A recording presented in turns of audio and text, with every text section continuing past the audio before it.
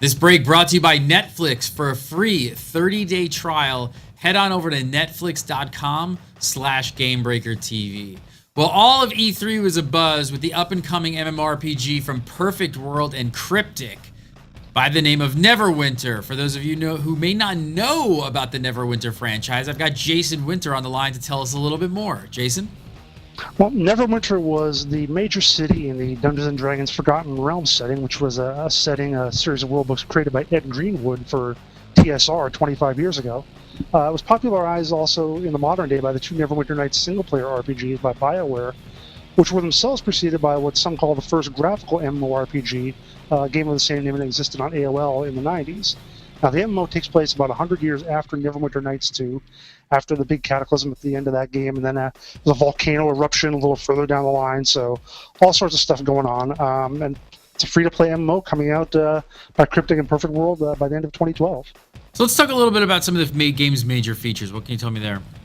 Well, sure. There's action combat, which, according to your hit that you had for your hands on last week at E3, it sounds a little bit like Terra, but not exactly the same. I'd like to get your opinion on what you think sounded different than Terra in that regard. Yeah, it is similar in that respect. I mean, you have a reticle on the middle of your screen, and you move your character around, and it's pretty fast-paced, and you've got your abilities, which you fire off like on a hotbar, like we're kind of used to in traditional MMOs. A little bit stripped down, less abilities, and I believe there's also an ultimate. I don't know if they're calling it an ultimate, but something like that. So a little bit of League of Legends there, but yeah, it seems like a lot of MMORPGs are really kind of pushing into that more fast-paced, move around a lot more skill-based action combat. So it is definitely in that vein.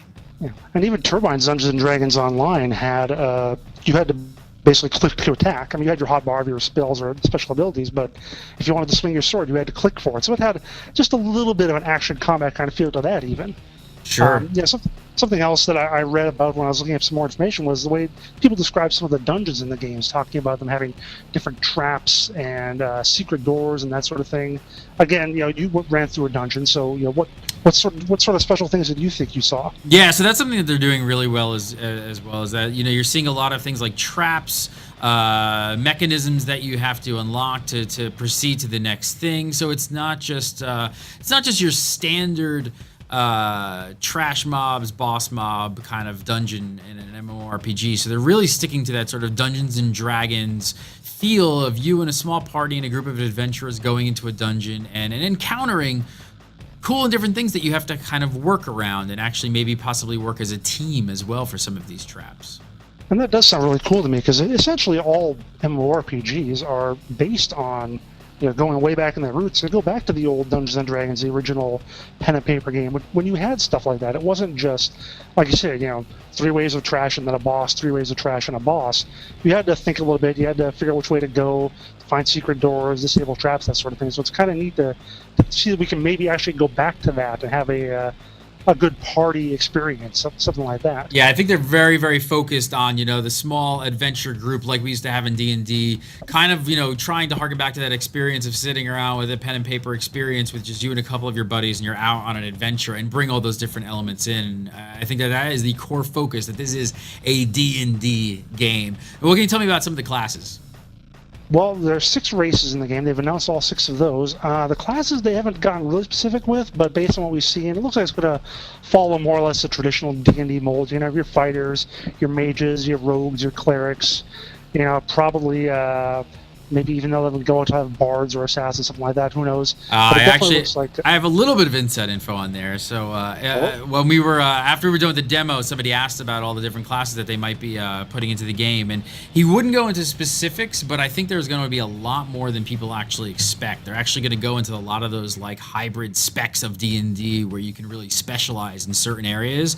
They're just not saying too much about it right now because they kind of have their marketing plan set out where, like, one a month, things like that. But I think we're going to actually see quite a few, and not just your standard rogue, mage, fighter class. I think you're going to see a lot more specialization. Well, they did talk about that in one of the articles I saw, talking about specialization. Like, there'll be a difference between a control mage and an AoE mage. Yes. What I'm wondering is if that's going to be a different spec, like I can just go from one to the other whenever I want, or if it's going to be more of a hard kind of fix, like say in Old Republic, where you have to pick your advanced class at some point.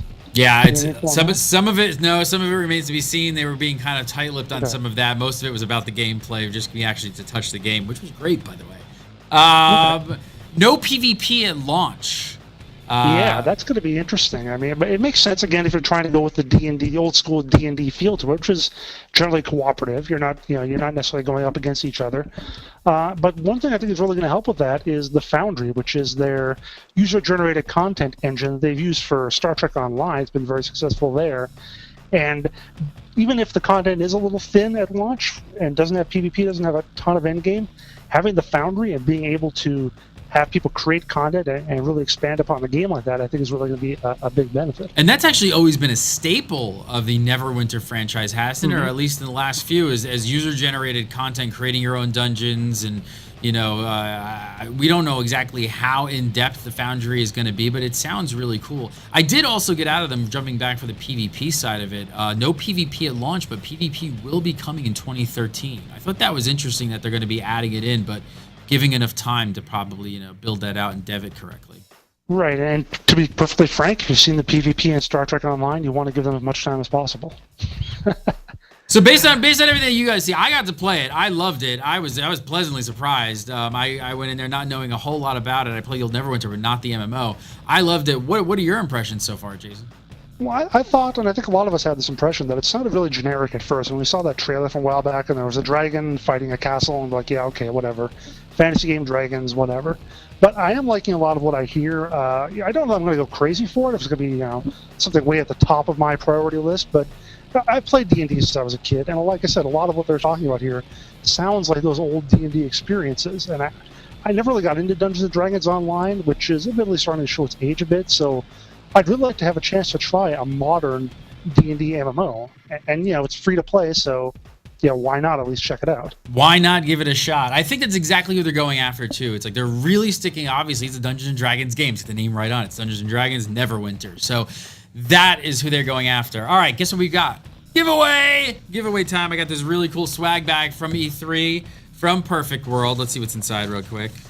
Let's see. All right, we've got we got a T-shirt inside the bag. Take a look at this. So very cool T-shirt on the back here. This Dungeons & Dragons Neverwinter. Got that in the bag. We'll throw that. But this is the coolest thing. I almost didn't want to give this away, but I'm gonna give it away because I love you guys. The Neverwinter Beer Stein, or I'm sorry, Pepsi Cola Stein or something. Yeah, sure. Apple You juice. only put Pepsi in it. Apple juice Stein. Mommy juice. There's your Neverwinter Stein T-shirt Stein, and this very cool little backpack you can kind of like throw stuff in. Dog's barking. I don't know if there's anything else hidden in here. What is this? A little, cool little book. You can check this out. All you got to do to win this bad boy. That's a pretty good book. Leave a comment on this hit. Leave a comment right here. And make sure you're signed up with your correct email address so we can contact you. But leave a comment right here, and you will be entered to win this very cool Perfect World E3 swag bag. All right. For all your video game news, including Neverwinter and everything else under the sun, keep it locked and dialed in right here to GameBreaker.tv. We'll see you next time.